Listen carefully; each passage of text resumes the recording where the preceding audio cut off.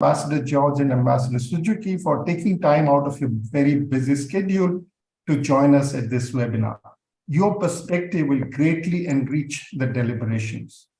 On our part, Japan program at ICRIER was established in 2007, and since then, we have been actively engaged in both policy-oriented research and dialogue activities with a focus on strengthening and deepening India-Japan economic engagement. A notable example in this regard has been ICRIER's initiative in recent years to organize a series of workshops on India-Japan partnership for economic development in the Northeast region in collaboration with state governments in Assam, Manipur, and Nagaland. We also have a strong partnership with the Policy Research Institute of the Ministry of Finance in Japan and have been jointly organizing an annual workshop dialogue for the last 10 years.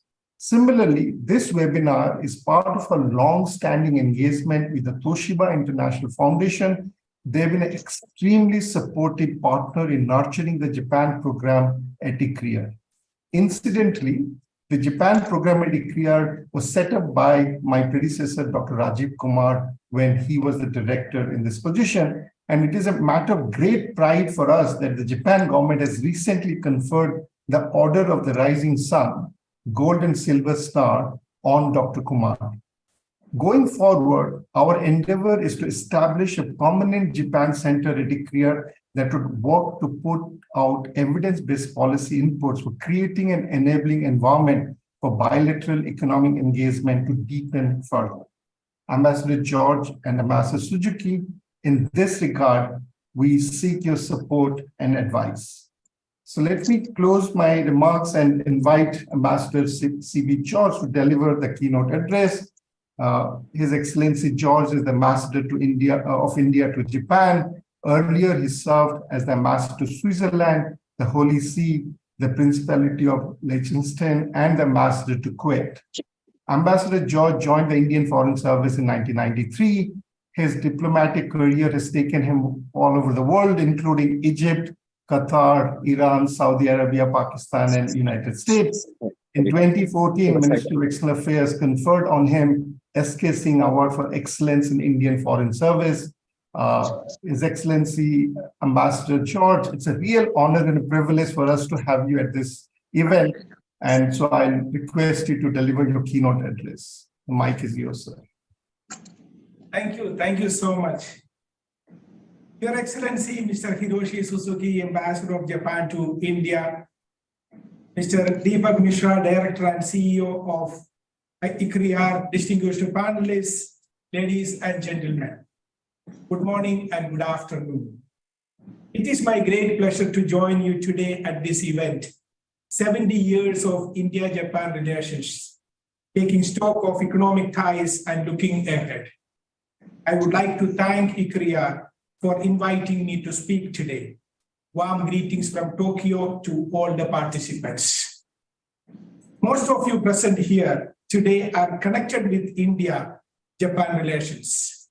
Many of you have contributed in building this relationship. Some of you have spent several years connecting Himalayas with Mount Fuji. Hence, I do not wish to talk at length about our civilizational and cultural linkages between our two countries. Instead, I would like to focus on our topic, taking stock of economic ties and looking ahead. Before that, one observation, as Mr. Deepak Mishra said, I'm so happy to see Ambassador His Excellency Hiroshi Suzuki present at this event. Very rarely one sees two ambassadors sharing a platform together. Dear friends, it has been 6 months since I assumed charge in Japan. With the easing of restrictions on COVID-19 pandemic, I have been able to travel the length and breadth of Japan, covering almost all prefectures and major cities. After a gap of nearly 2 years of online activities, our embassy in Tokyo launched an ambitious face-to-face interaction with a cross-section of Japanese society, including most business chambers and companies, big and small, all across Japan. What we have witnessed during these interactions is a real momentum and overwhelming enthusiasm towards India. I saw it in Tokyo, Yokohama, Osaka, Nagoya, Kobe, Kyoto, Niigata, and I saw it in Sapporo, Fukuoka, and in Yamanashi, and of course, now in Hiroshima. In each of these cities, I came across a large number of companies, big, medium, and small, eager to look at India. Indeed, there is a real momentum. What we should be able to do is to convert this momentum into concrete outcome. Today, in Japan, one would see an overwhelming appreciation for India's economic growth story. India's emergence as the fifth largest economy, overtaking the United Kingdom last year, received a lot of attention. Its march to become the fourth largest economy is watched with keen interest. Similarly, India's emergence as the largest populated country, overtaking China, has been noted here. The fact that over 60% of our population is less than 30 years of age, and the contributions this talent pool can make for India's growth is well appreciated. India's continuing growth as the fastest growing large economy and its steady progress it makes in infrastructure, digital transformation, skill development, all have been well funded. India's effective handling of G20 presidency with over 200 events spread across India with its one family, one earth, one world message indeed has an impact. Each one of the Japanese friends who attended the G20 meetings in India, whether it is G2G or B2B or T2T, they all returned with great appreciation of India's growth story and its cultural diversity. Atmanirbhar Bharat, Amrit Kal, Make in India, Make for the World have all generated interest in Japan. Dear friends, in a nutshell, I could see a clear momentum for India in Japan. This momentum is also reflective of the transformation that our relationship has witnessed in the last few years. In recent years, our relationship witnessed a complete transformation. It evolved from what significantly was a G2G relationship with ODA at the heart of it into a very much a B2B relationship. The ODA, of course, is very important. G2G is indispensable, but it has become so very much more broader, signifying a sort of maturing of the relationship with the strategic and economic partnership very much at the heart of this relationship.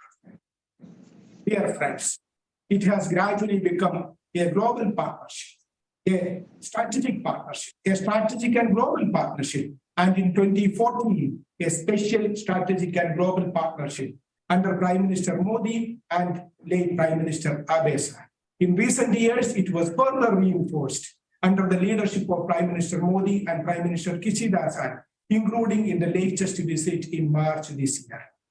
Taking stock of the economic ties, we see that from humble beginnings, our economic partnership has evolved into a robust collaboration with a deep mutual interest.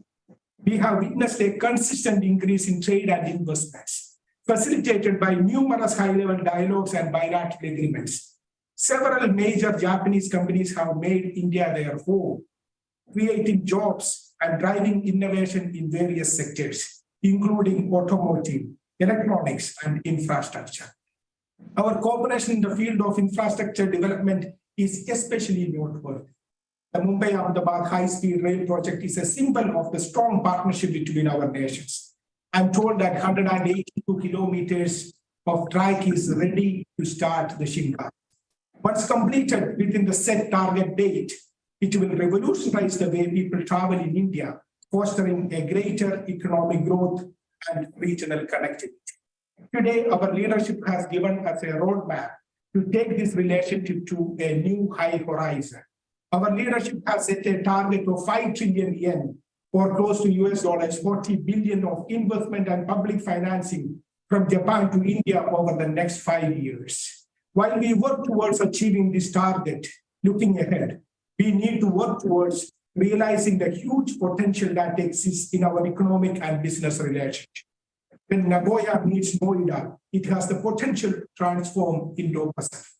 What we need to target is not an incremental progress. What we need is a quantum leap. Looking ahead, let me make a few observations. First, there are around 1,500 Japanese companies in India today. These are 1,500 success stories. These success stories need to reach every corner of Japan.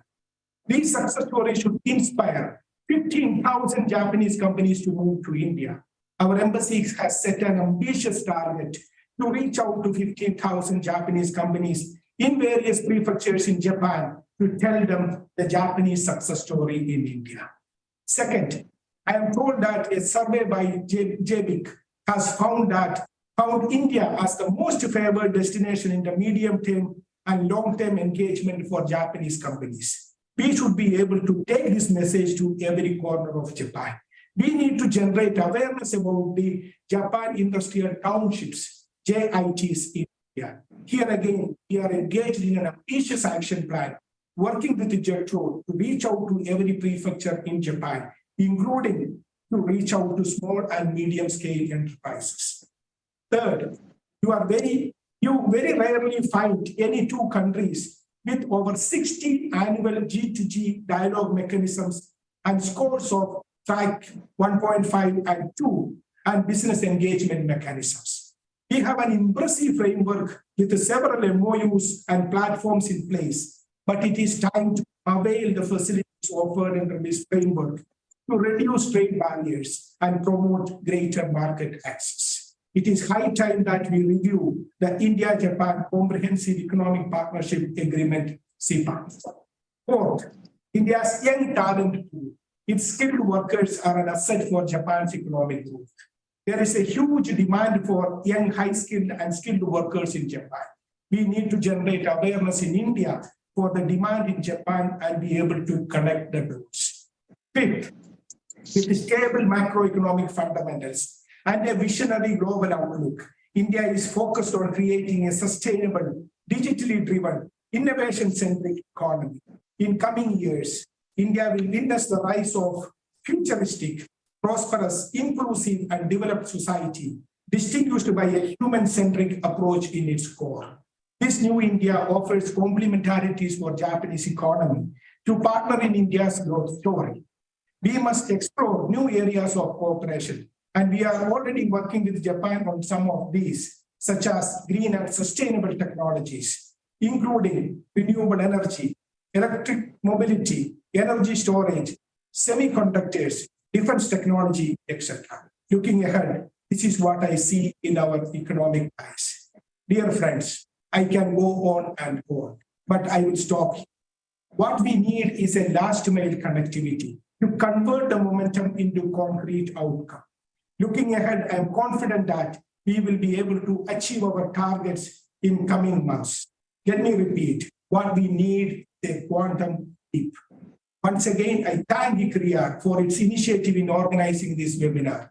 I support the initiative of ICRIER to launch a new program focusing on Japan. I invite you all to visit Japan, and whenever you are here, please do visit our embassy. Thank you and good morning. Thank you, Ambassador George. That was a wonderful start to our event.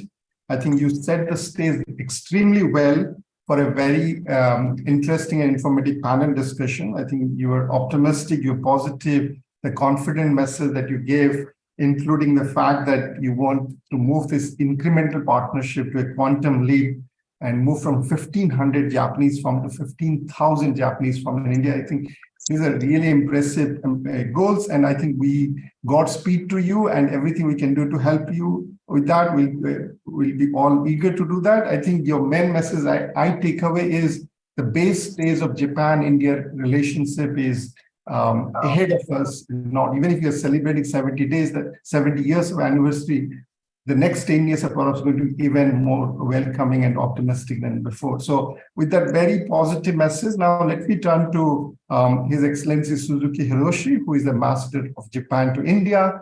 Mr. Suzuki, after graduating from the Faculty of Law to Kyoto University, joined the Ministry of Foreign Affairs in 1985. In October 2001, he was posted as the first secretary in the Embassy of Japan in Iran. In 2005, Mr. Suzuki was appointed as the executive assistant of the chief cabinet secretary. Subsequently, he served as the minister, Embassy of Japan in Korea, and then in United Kingdoms. In 2012, he was appointed as an executive assistant to the Prime Minister, and in 2020, he became the Senior Deputy Minister for Foreign Affairs. His Excellency, Suzuki Hiroshi, it's a real pleasure and honor to have you among us. So can I kindly request you to deliver a keynote address? Mic is yours.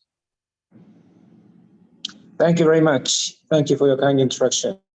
Your Excellency Sibi George, my friend Sibi, it's so nice to see you.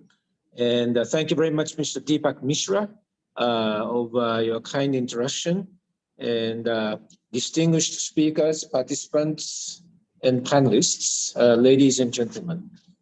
It gives me great pleasure to be able to participate in this wonderful symposium. And at the outset, I'd like to thank Mr. Mishra and everybody at the ICRIER who have worked very hard to bring this symposium to a reality. As Ambassador George was saying, we celebrated the 70th anniversary of diplomatic relations for a year, and we tied with global partnership, which is both special and strategic. And this special partnership is getting more important than ever, because this year, Japan has G7 presidency and India has the G20 presidency. And in about 10 days' time, Prime Minister Modi will be traveling to Hiroshima to take part in the outreach dialogue there on May 20th and 21st. And it is critically important that Japan and India work very closely together to address pressing challenges in this world, such as food crisis, high energy prices, climate change, sustainable development, you name it. We all know what are the challenges.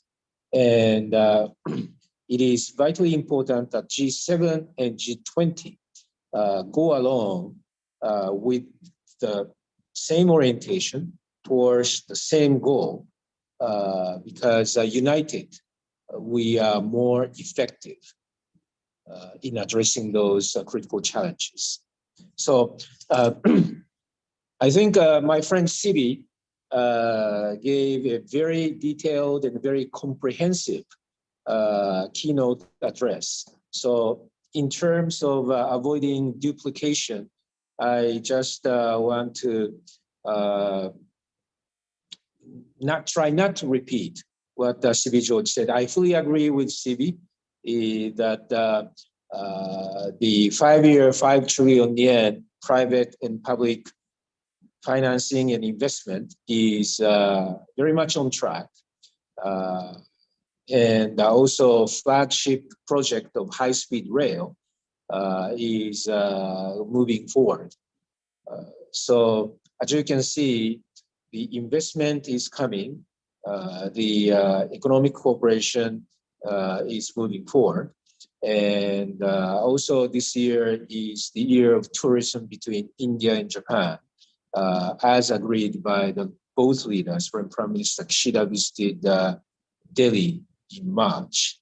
So I just want to use my rest of my time by focusing on perhaps 3 issues, which one is India's Northeast in creating new industrial value chain. Second is climate change, particularly focusing on joint crediting mechanism. And third is the importance of people-to-people exchange, particularly sending more talented Indian people to Japan to work. So first, on Northeast. When Prime Minister Kishida visited Delhi, he gave a major address on the new plans of free and Indo-Pacific. And he listed three areas as priority areas. One is Southeast Asia. Next one is in Bay of Bengal area, and third is Pacific Islands. Now, of course, Northeast relates to Bay of Bengal. And here, Japan has been doing so much in terms of development cooperation, both in India and Bangladesh. We've been working hard to build so many roads, build bridges, to connect cities to cities, connect to areas and areas. But until now, what we are doing in India and what we are doing in Bangladesh have been independent. And both India and Bangladesh are by far the top recipients of Japanese ODA, making the Philippines a distant third. So what I want to do is connect what Japan is doing in Northeast and in Bangladesh. And in Bangladesh, JICA is working hard to develop Matarbari deep sea port. This will become operational in year 2027. So just 4 years from now. So Prime Minister Kishida said in his address that he wants to create industrial value chain in areas encompassing Northeast and Bangladesh, so that this whole area will become a vibrant area where you can have investment, you can have new industries getting realized. So in order to push forward Prime Minister Kishida's vision, I visited Northeast to hold a seminar, which was about 3 weeks ago, maybe a month ago. And this seminar was very well attended in state of Tripura. And we had attendance from, on the Indian side, Union Minister on Northeastern Development, from the Bangladesh side, Minister of Maritime Transport, and also state ministers from both countries kindly attended. So I think everybody who participated in the seminar shared the sense that we have a very good chance of creating new industrial value chain, akin to what we have seen in Mekong. In Mekong, you have Bangkok and Southern Economic Corridor going from Bangkok through Phnom Penh, finally reaching Ho Chi Minh City. It took 30 years, but you can now see the results. Back in 2000, 20 years ago, there were no Japanese companies investing in Phnom Penh. The hub was Bangkok, but one listed company called Minebea, this is bearing automobile parts company. Minebea decided to go to Phnom Penh, which was a game changer.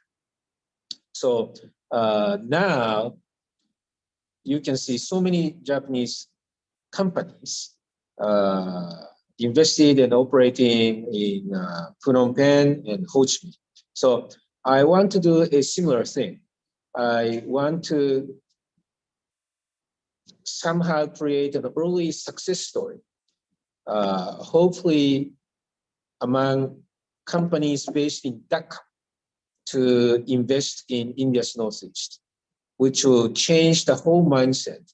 And many Japanese, and hopefully not just Japanese, Indian companies, Bangladesh companies, I want them to broaden their horizon and see new investment opportunities, because when this Matabari port becomes commercially operational in 4 years' time, huge container ships will be able to come in, and from Matabari, you can export to anywhere else in the world. So this will be a huge game changer. And taken together, the whole area of Bangladesh, India's Northeast, and West Bengal state, you have 300 million people, which is, 5 Mekong countries together, roughly only 200 million people. So you can see a huge potential in terms of possible market and in terms of possible new industrial value change. So the time is now to act, and I want more, seeing is believing, so I want more people to go to Matabari to see what's happening there and broaden the wings of their imagination and what can be possible in 5 years' time, 10 years' time, 15 years' time, the likes of what happened in Bangkok, Phnom Penh, Ho Chi Minh, the Mekong Southern Economic Corridor. So that's my point number one. And if this is realized, it will be an exemplary success in the connectivity pillar of Prime Minister Modi's vision of Indo-Pacific Oceans Initiative. Now, my second point, the second area I want to focus on is climate change. Everybody knows that climate change is a critical challenge, but it also provides golden opportunities to make new investments, to have energy transition from where we are to the carbon neutral society that we all envision. Now, what I want to push forward with India is what's called joint crediting mechanism. This joint crediting mechanism, roughly speaking, it allows both Japan and partner country, could be India, to register carbon footprints for CO2 reductions. If a Japanese company invests in India, and by providing new technology and financing, and as a result, CO2 emission decreases, then Japan and India can jointly discuss how much of this can be registered on Japan and how much of this in India by avoiding duplication. So this is, roughly speaking, the joint crediting mechanism. Now, this mechanism is provided for under Article 6.2 of the Paris Agreement. And in Glasgow in COP26, they have agreed on the detailed implementation plan. Now, seeing from Japan, Japan has concluded MOUs to cooperate on this JCM with 26 countries already. But India still has not concluded any concluded MOUs on JCM with any country around the world. So seeing from the Japanese top business leaders thinking about making new investments for energy transition, like hydrogen, ammonia, it's the way of the future. India is not even on the radar screen because the Japanese Environment Ministry created new funds which subsidizes up to 50% of initial costs of new investment to Japanese companies, which make new investments to utilize this joint crediting mechanism. So, many Japanese companies, famous companies, listed companies, they want to invest to make use of these new funds by the Japanese Environmental Ministry, because half of the initial cost is paid by the government. It's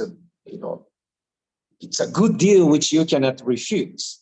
But unfortunately, right now, if you invest in India, you cannot use this fund. So I am pushing very hard with my Indian counterparts to sign this MOU. And I am so glad that when Prime Minister Kishida visited New Delhi back in March, I signed aid memoir with my counterpart. And this aid memoir essentially says, we agree to cooperate in pushing forward our discussions with a view to signing an MOU on joint credit mechanism. So I hope that the two countries will be able to sign this MOU as soon as possible, because this will put India on the radar screen of top Japanese investors who are thinking of which are the best places to invest for the future, using hydrogen technologies, ammonia technologies, cutting-edge technologies. And Japanese companies can also bring financing as well.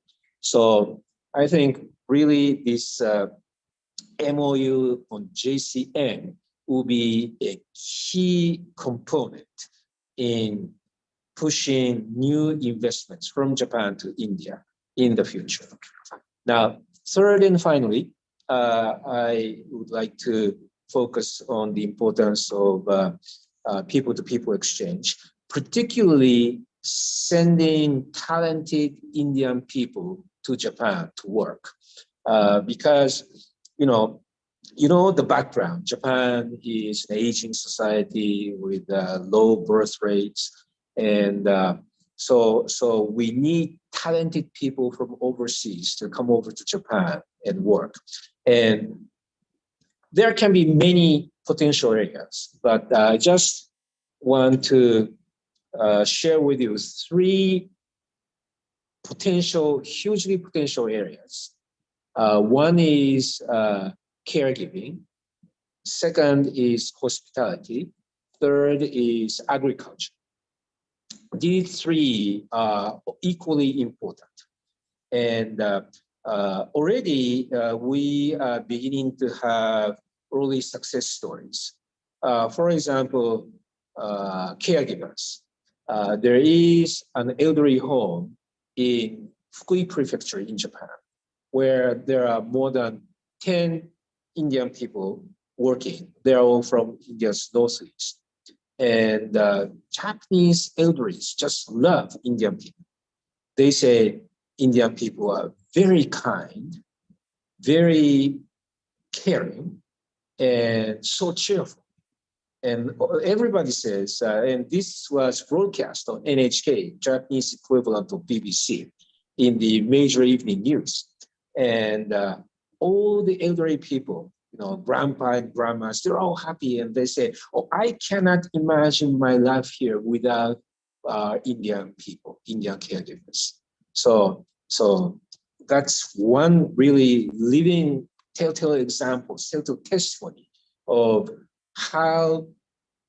what a huge potential Indian talented people can have in this area. Another example is hospitality. Now COVID is over, Japan is opening up again.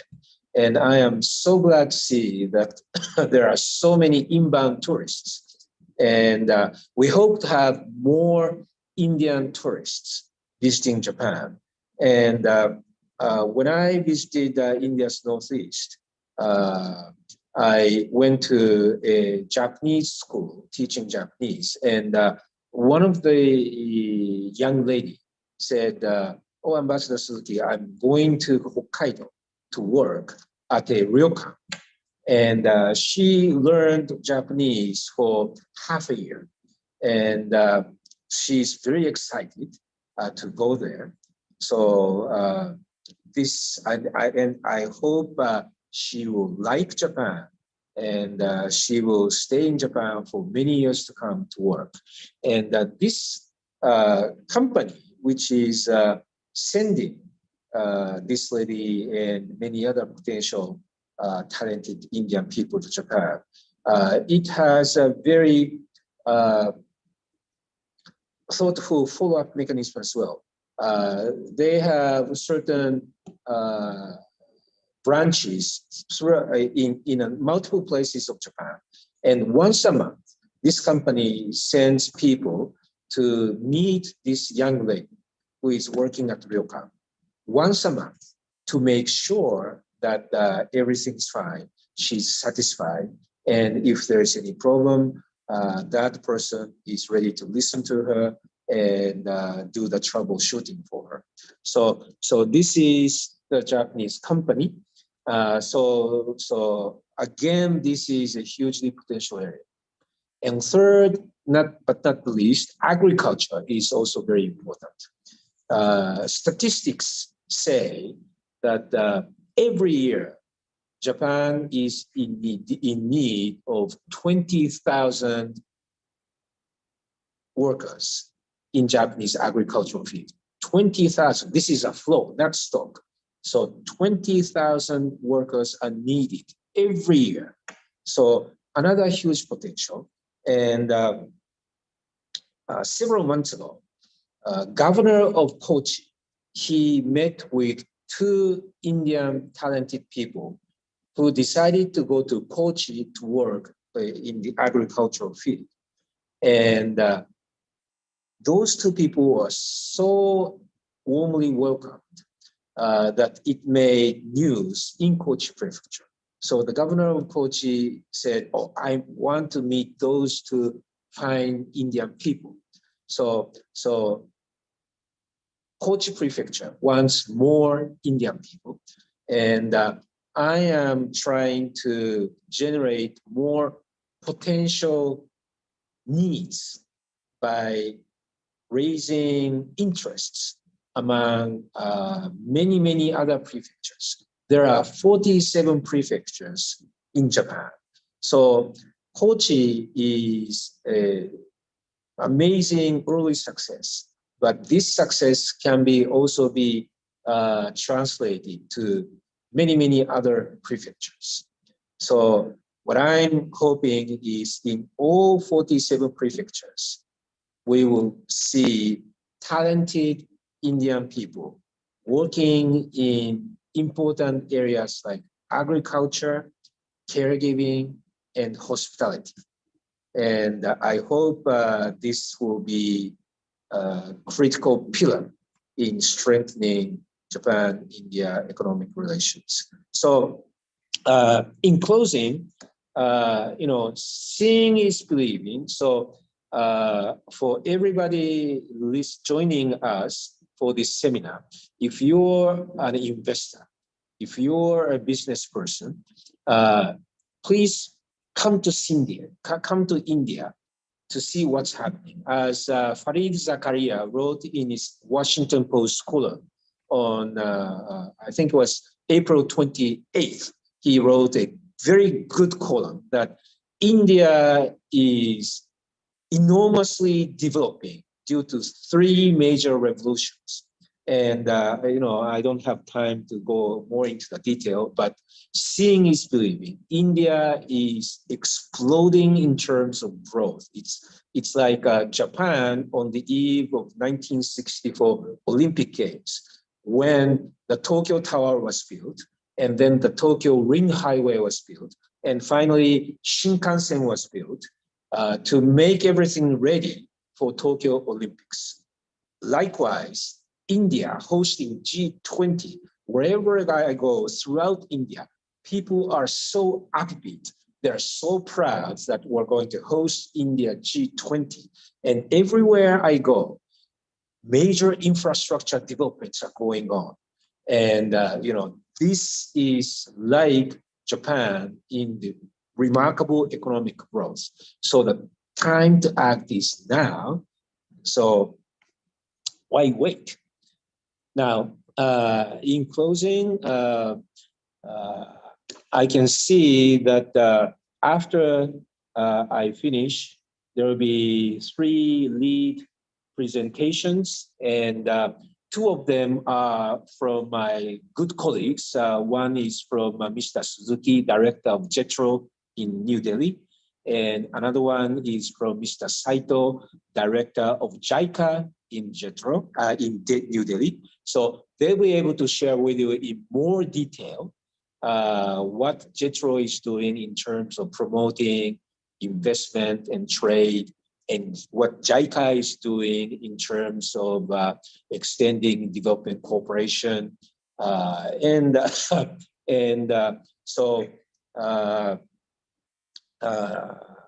Finally, I totally agree with what my friend Sibi was saying. We need quantum leap. And all three areas that I mentioned, creating new industrial value chain in the Bengal area, encompassing India's northeast, Bangladesh, and West Bengal. This could be a game changer. And concluding MOU on JCM to invite more and more investment for climate change challenges. And finally, sending more and more talented Indian people to Japan to work in important areas of agriculture, hospitality, and care. So these are my thoughts, and these are food for thought for you. And once again, if you are investors, please come to India, see what's happening, and do consider investing in India. So thank you very much for having me. Thank you. Thank you, Ambassador Suzuki. I think time to act now, why wait? I think we couldn't have said it much better than what you did. So that was wonderful, Ambassador, for a very substantive speech with very specific ideas, and also this very nice personal stories that you said. You kept saying about seeing is believing. I should say that I had the fortune of visiting the Phnom Penh Special Economic Zone and seeing Minieba motor plant when it was starting early. And I've seen how that has transformed the automotive sector in Cambodia. Now we have Sumitomo, Suzuki, Sanyo, Toyota, Honda, everybody has made investment. So truly, if the vision of the Japanese government and is to make Northeast India a vibrant region like Mekong, I think that would be even a bigger legacy than connecting Delhi and Mumbai with high-speed trains. So wonderful to have you, sir. And so is having Ambassador Josh, two ambassadors in the same event. So we are really grateful to you. And if I can request all our panel members to just switch on the camera, just as a mark of respect to the two ambassadors, and also we can take a group picture of the event, and then we'll switch on to the next session. So thank you very much, and over to you, Sanjana. Thank you so much, Deepak. So we just take like 30 seconds to take the picture. And once again, thank you so much, Ambassador George and Ambassador Suzuki, for taking time out of your busy schedules and being here with us. As Dr. Mishra said, you've really sort of set the stage for a very fruitful and enriching discussion, and also really, in a sense, outlined the new exciting avenues that are opening up in India-Japan bilateral economic engagement.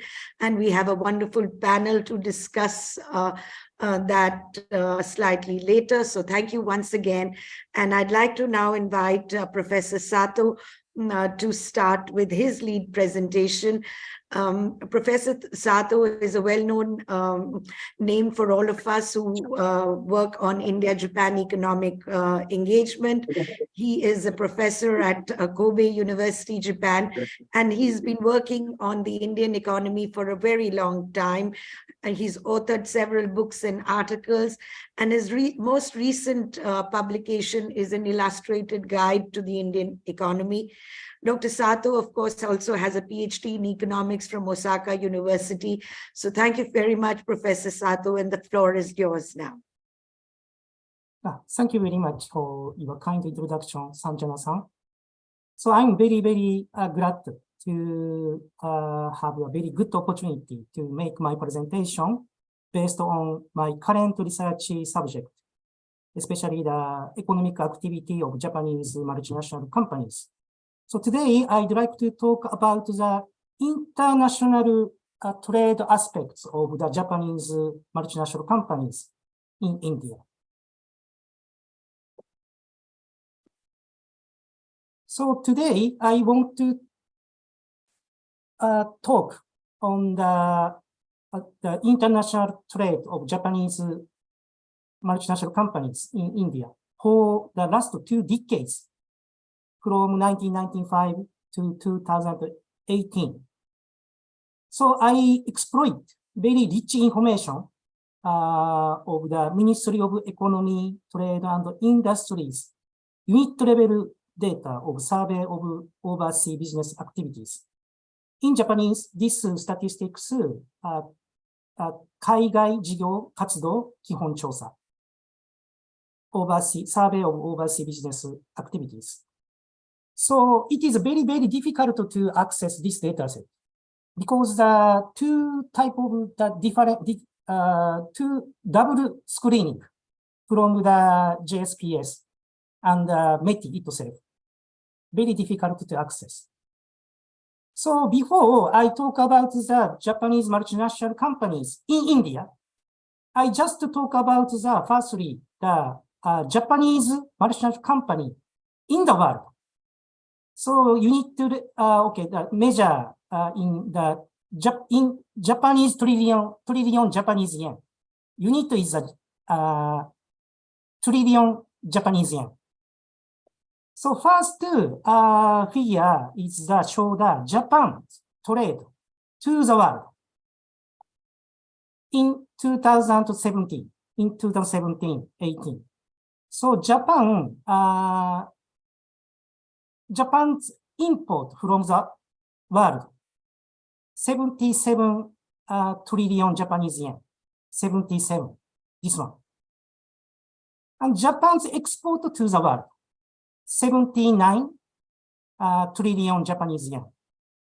So you can see that in the as a whole, Japan the trade surplus, just roughly 2 trillion Japanese yen.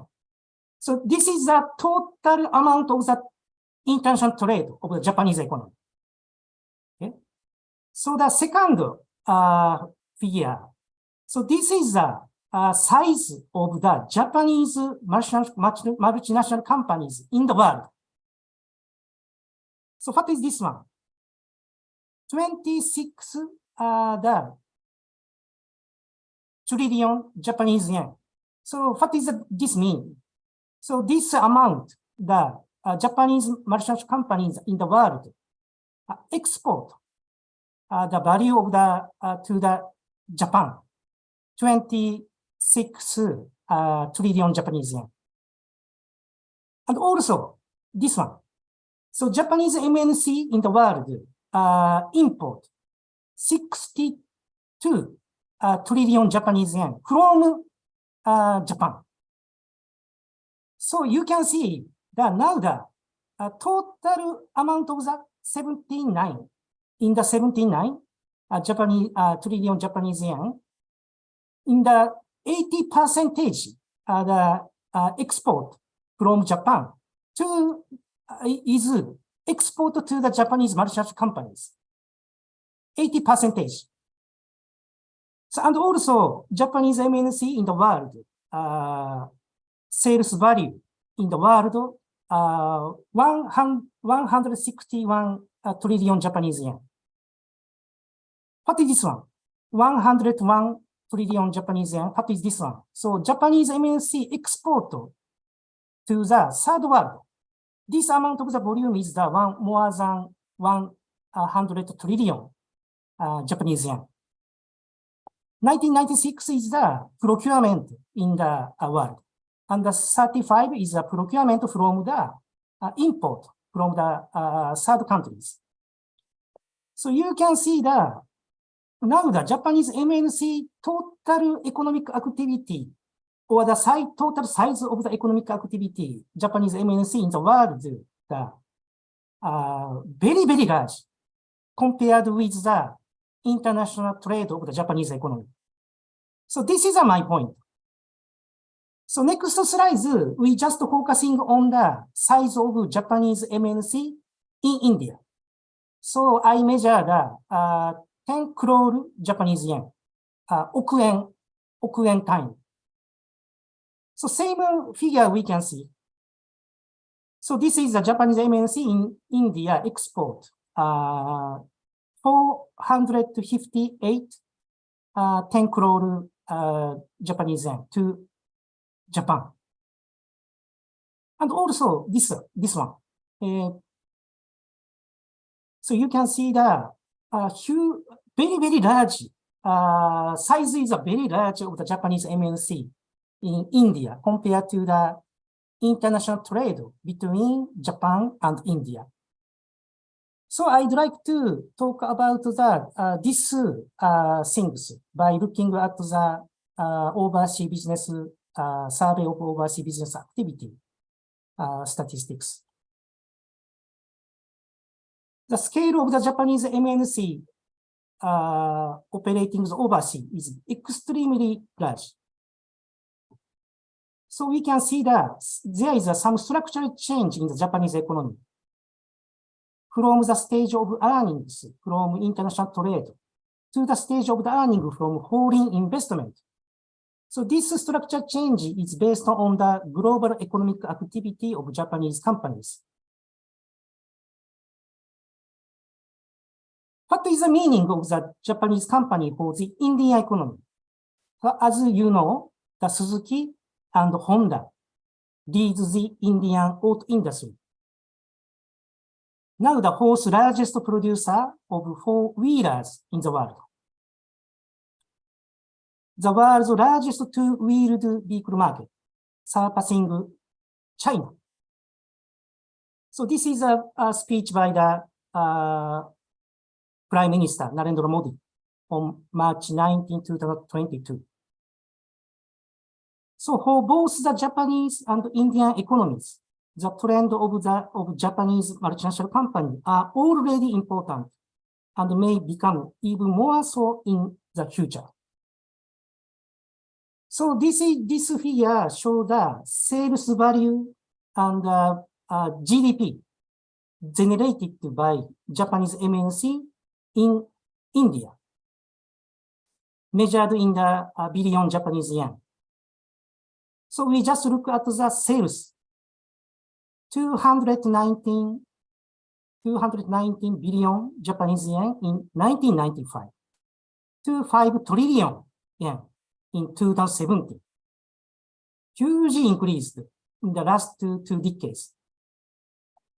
And also we can look at the GDP value added, 55 billion Japanese yen in 1995 to 1.6 trillion Japanese yen in 2017.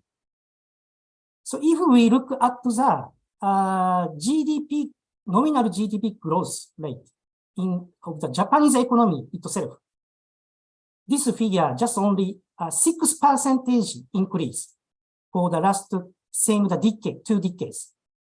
But in India, Japanese MNC in India generated the GDP more than 60 times. So this is the export value. Just only 4 billion Japanese yen in 1995 to more than 1 trillion Japanese yen in 2017. So we can see also the increasing trend of the export activity of the Japanese multinational company working in India. What is the destination to the export destination? We can identify which country Japanese MNC in India export. Japan or North America or Asia, EU, others. So previously, export destination are mainly the OECD countries, including the US and Japan and EU. But the recently, Japanese MNC company export destination is that to Asia. So OECD country to the Asia, this kind of the shift from the export destination. This is the import value of the Japanese MNC in working in India. 52 billion Japanese yen in 1995 to more than 300 billion Japanese yen in 2070. So we can see this is also the increasing trend. So the next slide shows the import destination. Japan, North America, Asia, EU, and others. So import destination, the mainly import from Japan. So this is a kind of the characteristics of the import behavior of Japanese MNC in India. But recently we can see the some degree of the import from Asian countries, including China. What is the trade balance? So especially you can see the this blue line. This is the trade balance. If the positive, trade surplus. If the negative, the trade deficit. So the after 2004, Japanese multinational companies working in India gained trade surplus since 2004. Now the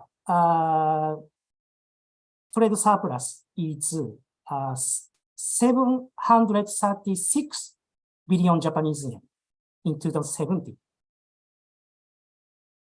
So this is the trade balance destination. So you can see destination of trade balance. Firstly, I want to emphasize that deficit for Japan. But the huge amount of the surplus for Asia, especially in the recent years. So blue line is the Japan. This is a trade deficit for Japan. But the huge amount of the trade surplus for Asian countries.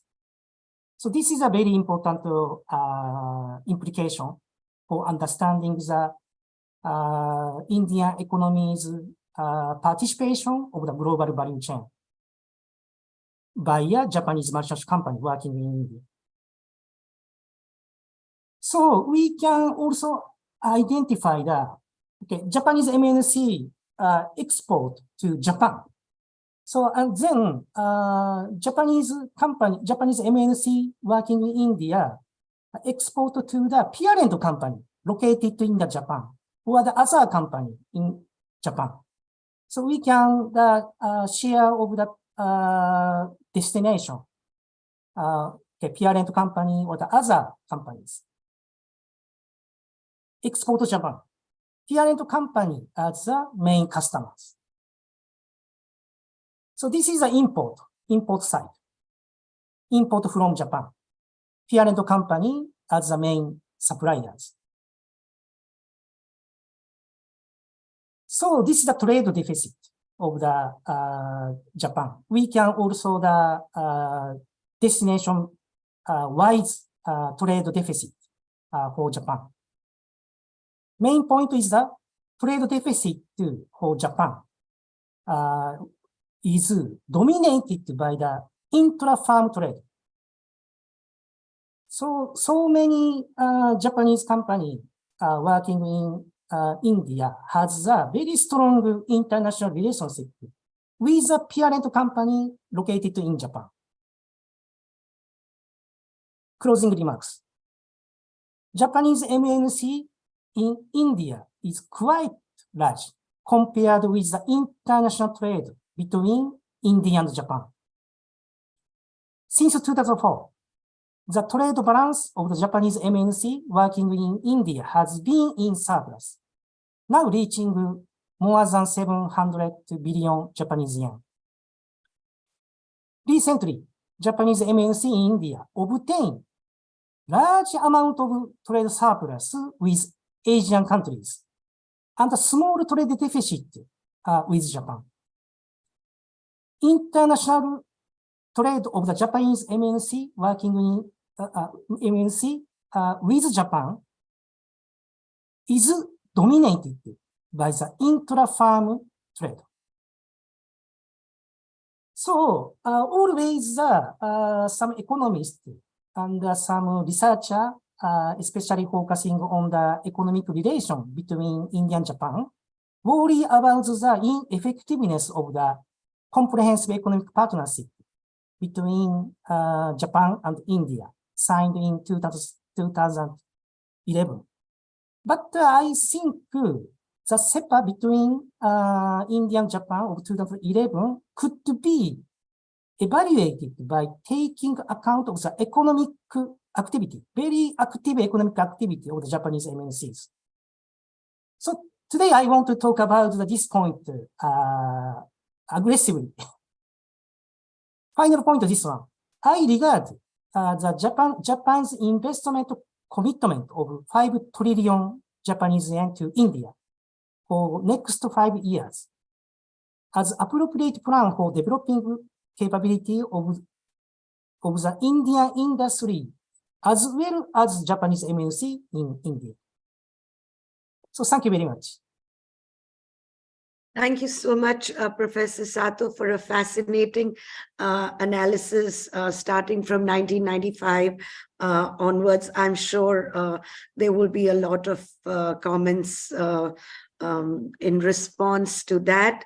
May I now request Mr. Takashi Suzuki, who's the Chief Director General, South Asia for JETRO in India. Mr. Suzuki joined JETRO in 1994, and his work has focused on business promotion work in Asian countries, especially Bangladesh and India. Mr. Suzuki graduated from the University of Tokyo Department of Foreign Studies the Department of English and American Languages. My apologies to you, Mr. Suzuki. So as Ambassador Suzuki, your namesake, said, you will have much more detailed focus to your presentation. And I think we're all eagerly waiting to see the status of the Japanese business in India at the moment. Thank you so much. Thank you very much, Sanjana-san, for your kind introduction. And yeah, it is my honor to be a part of today's event. And I understand my role is to present current economic and business relations between India and Japan. So I prepared a slide like this, and I hope it will be a small input to following panel discussion. And first slide, this is the Japanese investment to India since 2004. And this is yearly flow. So there must be some up and down. And when I take the average amount for 10 years up to 2021, it is going to be around 2.4 billion US dollar. And just to compare, I put Japanese investment to China between 2012 and 2021 in the upper box, which has the yearly average of 4.3 billion US dollar. So we can easily say that the Japanese investment to India is a bit more than half of Japanese investment to China. And actually, the number of Japanese companies in China is almost 10 times more than that of Japanese companies in India.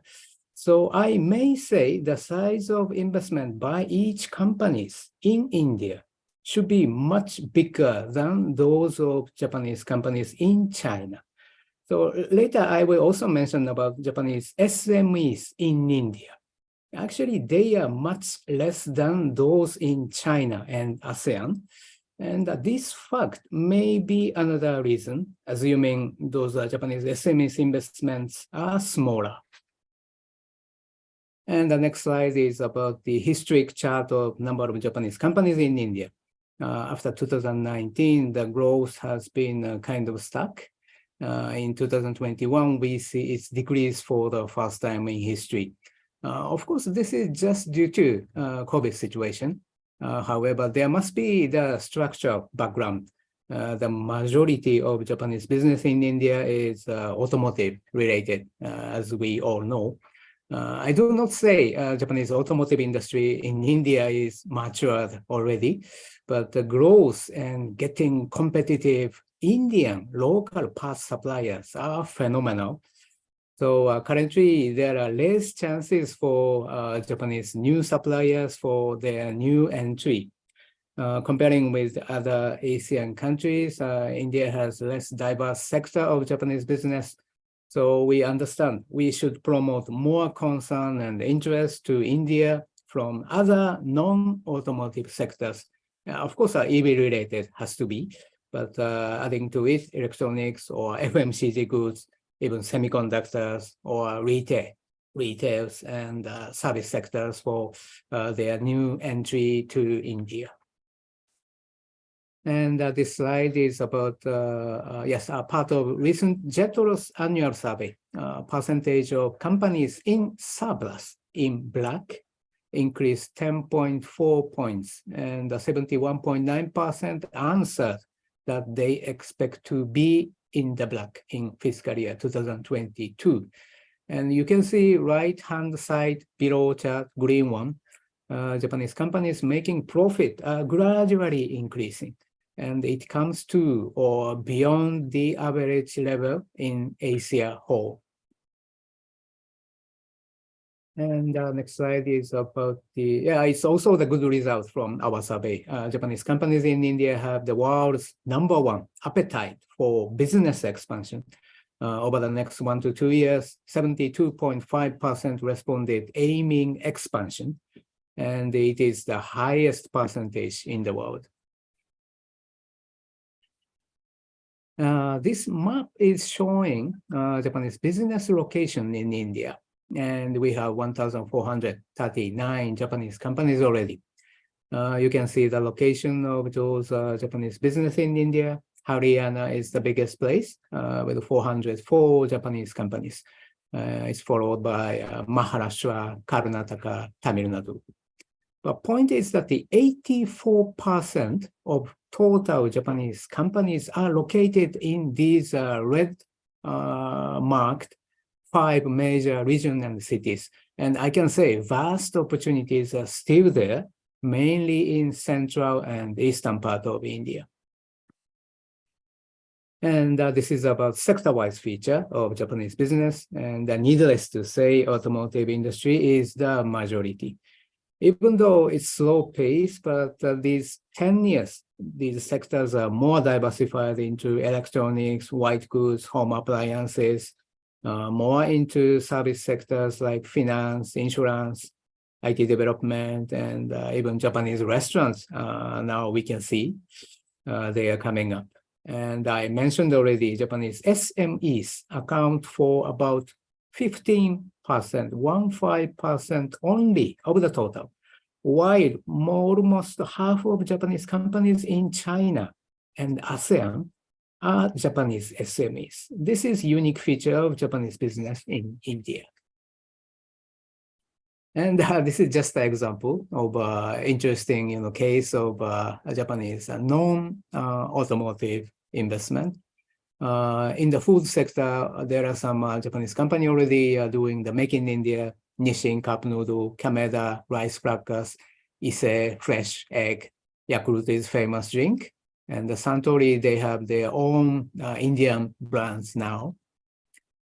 And this is another example. They are dealing with the retail and restaurant business. Everyone knows Uniqlo. It was one of the biggest news last year that the Uniqlo made its business profit surplus just after 3 years of their establishment in India. So now I would like to touch upon the current trend of those existing Japanese companies in India, especially after COVID. Those existing Japanese companies in India shows interesting trend. First one is Make in India and export to the world. Sato Sensei already mentioned about Japanese MNC's the trade situation. And these are just a part of the companies which expanded their production for their export from India. And since Japanese companies started to invest in India, of course, the pioneer is the Maruti Suzuki. I can say 100% of those Japanese companies' intention used to go only to domestic market in India. This trend is actually the big change after 40 years. And I expect the concept of India as export hub could attract more Japanese new investment.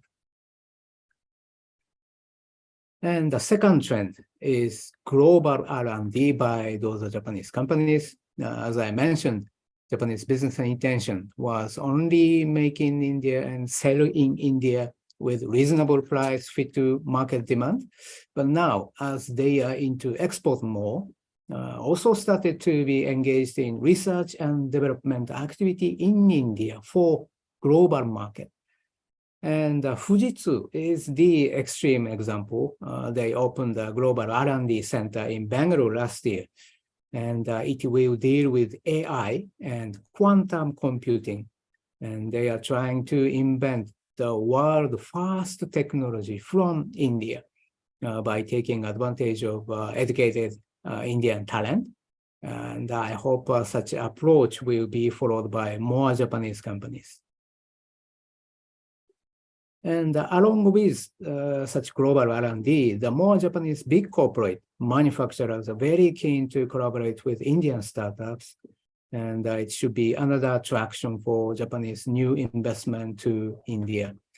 Suzuki has its own acceleration program. Toyota Tsusho, Sodisu, they actually funded to Indian startups already. Denso, Omron, Toshiba has its own collaboration program with Indian startups. And I've been talking only good things, but now we'll touch upon challenges. This slide is again from our annual survey showing the challenges of Japanese business abroad. And global common challenges for Japanese companies in the world are first, rising employee wages and rising procurement costs and exchange rate fluctuations. And regarding the challenges in India, Japanese companies in India feel more difficulties in complicated procedures such as custom clearance and tax-related matters, for example, corporate tax or transfer pricing tax, etc.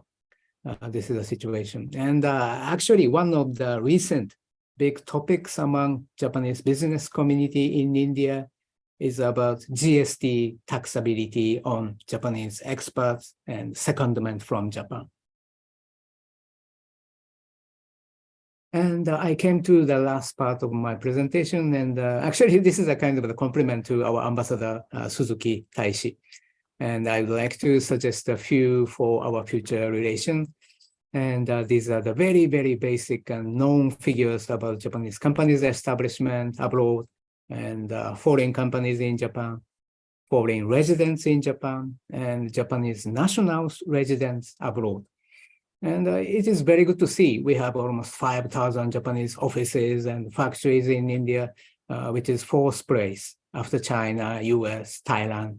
But when we see people-based relation between India and Japan, honestly, I feel something fundamental is not yet sufficient. And we have not yet reached to the level to know each other and understand each other. The more people-to-people exchange will be the base of deepening our relation in every aspect, as our ambassador mentioned.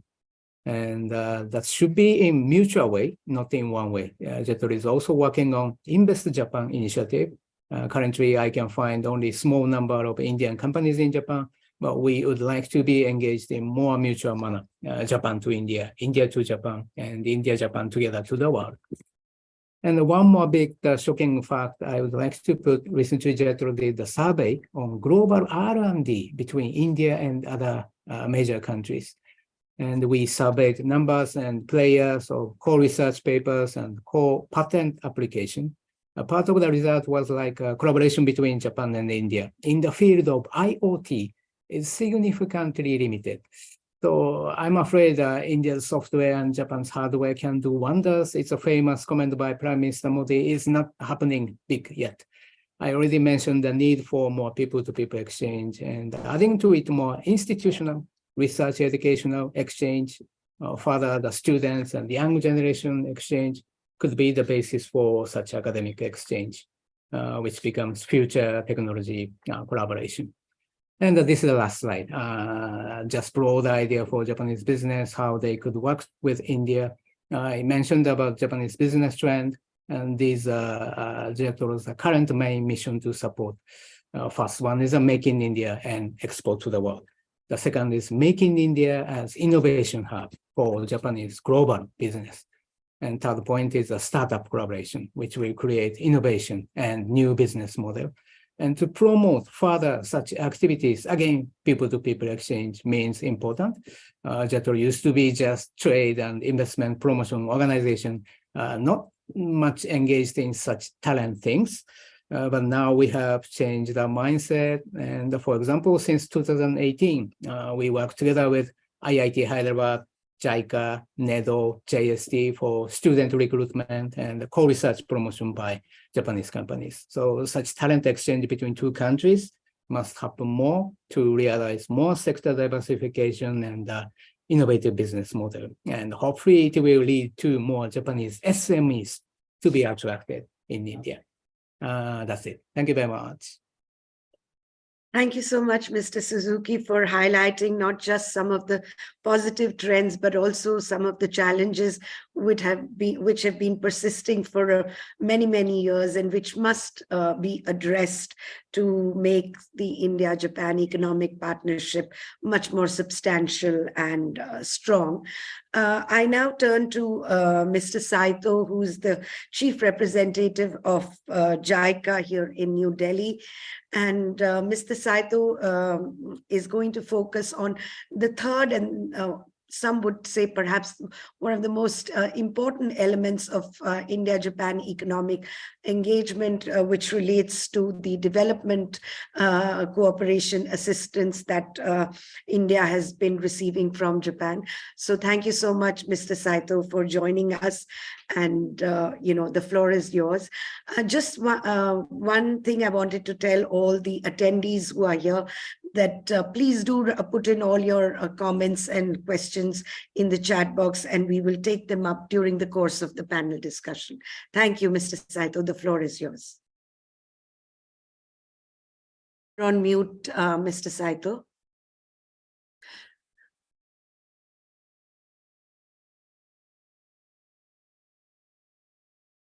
No, Mr. Saito, we are still on mute. Yes, now, yes. So now I'm audible, and I hope my presentation is visible now. Yes, we can see the presentation and you're audible. Thank you. Thank you very much. Good morning, everybody, distinguished guests and colleagues, and especially great thanks to ICRIER for having this such a wonderful opportunity to share Japan's ODA's history experience, more particularly JICA's experience in recent India-Japan relationship. So let me first briefly introduce my organization, JICA. As some of you, many of you may know that JICA is a governmental agency in charge of providing, coordinating, implementing official development assistance to support developing country or emerging countries' efforts for social and economic development. So we have a series, various products like technical cooperation, grant aid, and concessional loan provision. So these things, especially in the form of bilateral cooperation, are taken care of our organization. And looking back Japan's or JICA's cooperation with India over decades, I tried to pick up some salient features over the years, over the decades. Good thing about the JICA with India. First thing is that the fact that Japan's first all-year loan was provided to India. So in 1958, India was the first customer of, I would say, JICA, JICA's soft loans. Since that start, JICA and India went through a very wonderful journey. And in the meantime, JICA tried to provide steady support for India's economic and social development. Looking at our activity in the first decades, 70s, 90s, our support focused on financial support for commodity import or power stations, agriculture, irrigation development, and national highways. In the current century, on top of those activities, new issues, new areas came up, which is urban infrastructure development to cope with, rapid urbanization, and also environmental concern became a big issue universally, but also in India. So environmental conservation project came up rapidly.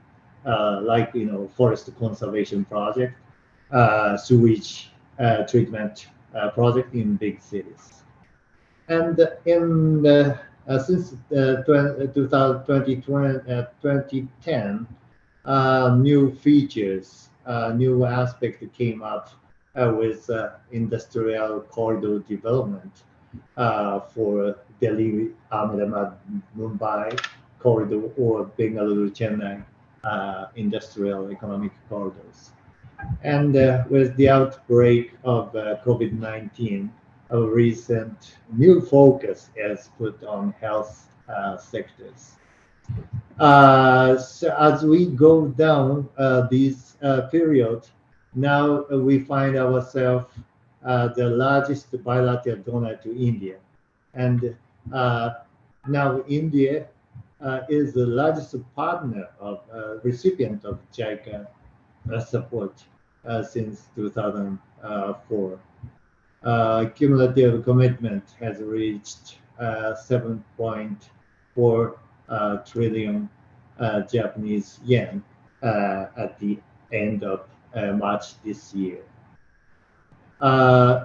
So steady increase you can find in terms of JICA's financial commitment and disbursement. Roughly speaking, between 3 billion US dollars, 3 to 4 US dollars new commitment are made every year. And when you look at the sector-wise breakdown over the last decade, transport sector occupies the largest share. Transport sector means those huge projects like metro rails in big cities. DFC is standing for dedicated freight corridor connecting Delhi and Mumbai, and of course high-speed railway (HSR) connecting Ahmedabad and Mumbai. But JICA's support is not only on infrastructure, transport infrastructure development.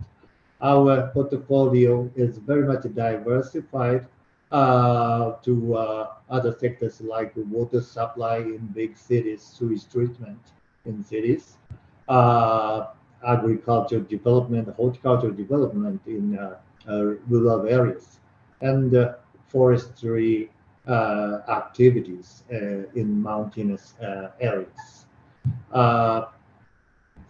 Another important aspect of JICA's support, another key product is technical cooperation. So looking back those decades, nearly more than 8,000 Indian bureaucrats, researchers, practitioners have went to Japan for training in terms of engineering, research, social studies. And of course, Japanese experts worked within Indian government, Indian state government, ministries, municipalities to transfer technology and know-hows in various areas. These experts include young volunteers specialized in Japanese language education or sports education, as shown in the picture below. JICA's policy is in line with Japan's government's assistance policy toward India. There are a couple of pillars, but one is most important thing is a sustainable and inclusive growth of India, with a particular focus on industrial competitiveness, improvement of India, and also enhancing connectivity as a special feature of Japan's policy, aid policy, cooperation policy for India. When you look at the left side, of course, India has huge, challenges, agendas, issues toward its trajectory to become, world's real economic power. Urbanization is a very urgent agenda, and the industrial development, further industrial development is the need of the day, making India or PLI schemes to which JICA is directly supporting, and also quite an important feature is inclusive rural growth. Northeast maybe one of the focus. With these Japanese policy and the Indian size needs, social and economic needs, JICA deploys various tools, various support in various sectors. As we have currently 200 or so, maybe more, ongoing project in India, I don't have time to explain all of this. So today I just limit myself to share some of highlights, some of snapshot in our recent activities, like urban transport infrastructure development or industrial corridor development, and also human resource development and Northeast India activities.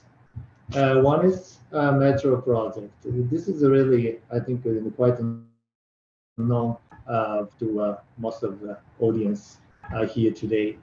So JICA has supported 6 metro rail networks in 6 cities. And good news is recently another city joined this club, which is Patna, Bihar. So this is going to be really a new aspect, new feature of JICA's support in Delhi, in India metro rail sector. What we brought in India's metro rail is not only about money. Over nearly 2 decades of, or 2.5 decades of support in the sector, especially in Delhi Metro, for Delhi Metro. there are many people point out that certain social transformation took place, realized with JICA's support. For example, establishment of a sound and effective, efficient construction culture. These days it became normal that public works project finishes as per schedule. But before the Delhi Metro project, that was not the case. I have to say in India, but DMRC made it, and achievement was not only for engineering, but certain social transformation was realized thanks to Delhi Metro's efficient and smooth transport service. One is women's empowerment. So until the completion start of the DMRC, there was a tendency that women refrain from going to school or going to work at the late hours. But thanks to safe and clean public transport, women, there was a greater opportunity was opened for women. And today, lots of women passengers are commuting to workplace and schools without any fear. And another transformation was clean energy usage. The MRC and other metro are first of its kind of introducing clean development mechanism using energy efficient and less pollutant technologies, quite often supported by Japan's engineering technologies. So these things happened in Delhi, and it expanded to all 6 or 7 cities. A good thing is today that things are now transferred to other countries from by DMRC or other metro operator of India to Bangladesh or Indonesia. I think JICA Japan can probably call Metro Corporation as a shining example of Japan-India relationship.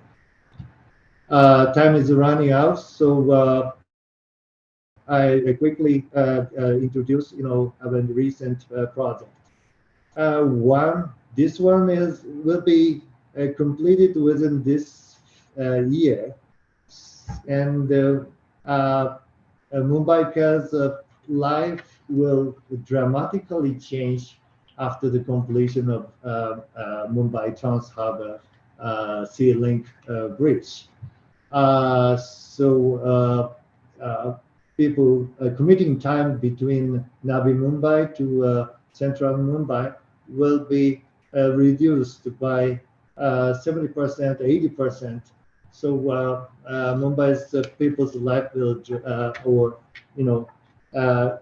doing business, ease of living will be very much improved. So this is recent good news. And of course, high-speed railway, as you can see in the right down side of picture, piling works are almost completed with among Gujarat section, and now beams are being put on the stretch. And with regime change in Maharashtra last year, works in Maharashtra section will be shortly starting. So works going in full speed. So let us hope earliest completion of this century of project of the century. IIT Hyderabad is a showcase of JICA's human development support for India. IIT Hyderabad now ranks at the 10th of Indian academic institute and the top of second generation IITs. The institute from its beginning received the JICA support in terms of campus development as well as human resource academic research development. So through our technical cooperation project over a decade, lots of joint research or researcher exchange was realized between IIT Hyderabad and 20 of Japanese universities, institutes. And as of now, around 30 young students are studying in Japanese universities, graduate or doctoral courses with support from JICA's scholarship. And the good thing about this IIT support is now graduate from IIT coming in big volume in Japanese companies operating, investing in India, like Suzuki or other commercial company, Toyota Tsusho, and many more. So JICA here support quite a comprehensive support in terms of infrastructure, human development, as well as together with JETRO supporting kind of human exchange between the two countries. So time is completely out. So I skip this Act East Forum things, but with a strong and continuous policy and political support from two governments, JICA operates massively in northeastern regions, like improvement of a road network stretching nearly 700 kilometers to improve connectivity within states, within the region, but also as highlighted by His Excellency Ambassador Suzuki, connectivity with the neighboring countries like Bangladesh or Myanmar. Road is not only thing, but we also active in health facility improvement, rural livelihood improvement through horticulture or forestry activities. So this is how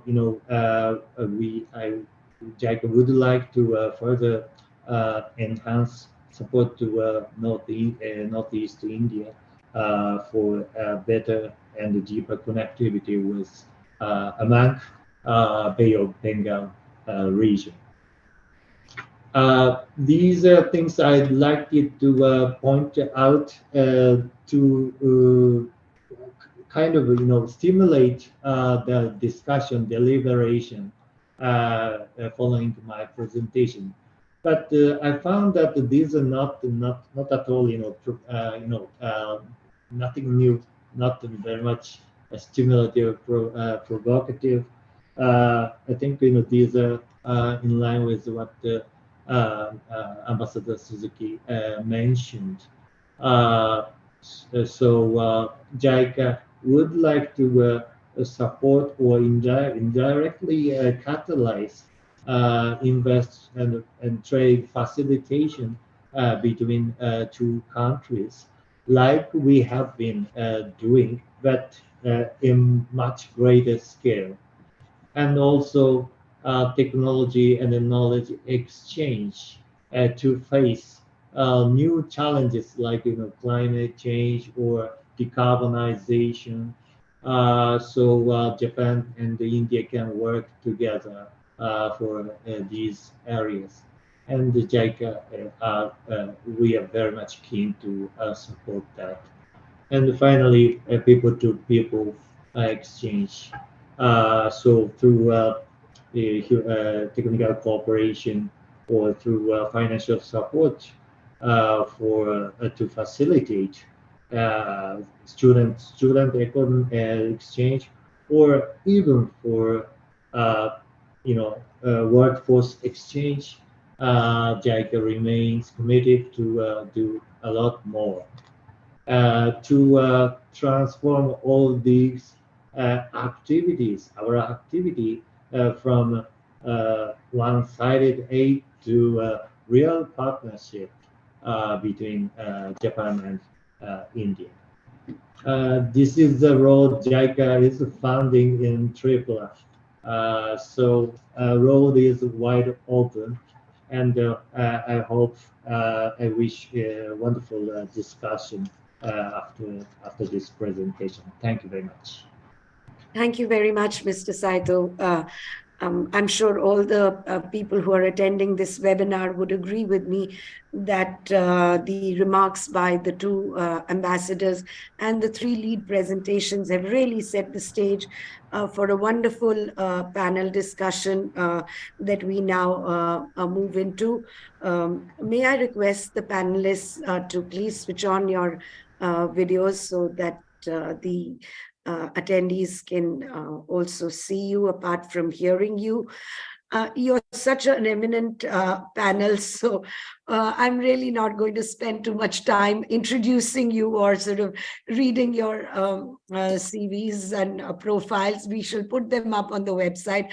I think we want much more time to really sort of hear from you directly as to what you think about the India-Japan economic engagement, not just take stock, but really share your perspectives on, what the new trends, the new positive trends are, which need to be taken advantage of, as well as the challenges in meeting these as we go forward.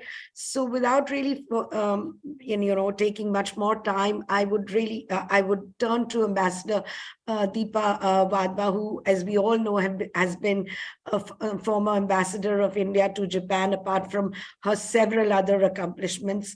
So, Ambassador Wadhwa, really, it's over to you. I know my apologies to everyone for having kept you waiting a little longer than expected.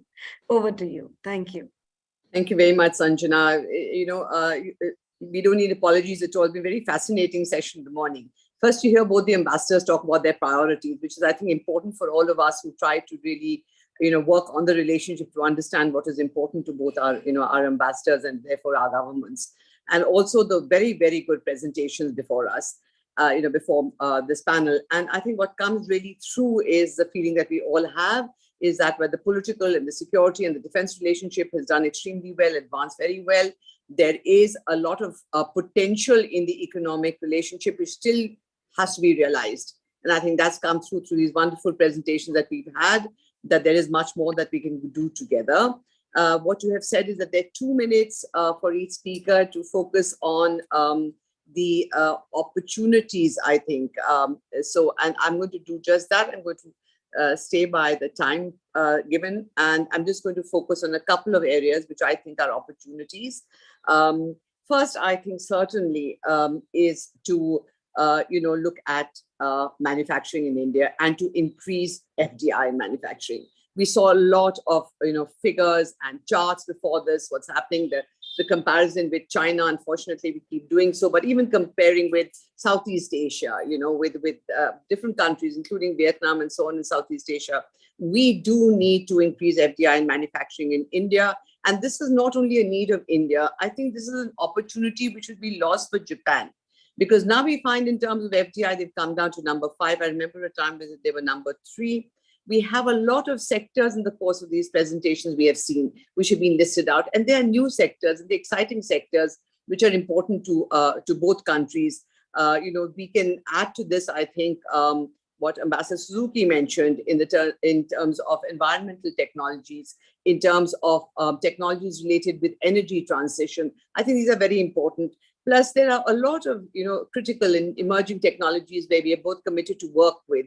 And I think the sectors, I don't want to repeat what has been said, but Mr. Suzuki of JETRO also talked about the sectors that they have potential. So the sectors now we know, how do we go about it? Manufacturing, use PLI.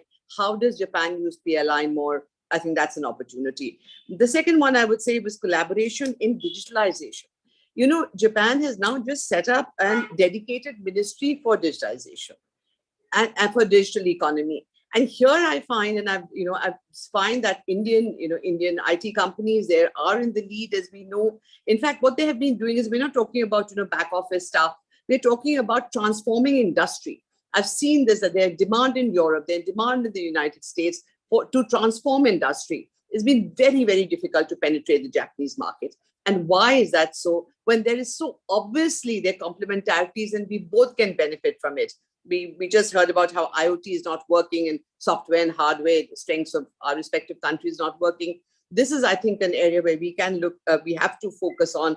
And recently, Minister Taro Kono, who's in charge of that ministry, had met our Minister Vaishnav. I hope this is going to have some very, very focused kind of projects. We've got to look, for example, I think a whole Aadhaar system and so on. There are so many areas where we can work together. So that would be the second one, I would say.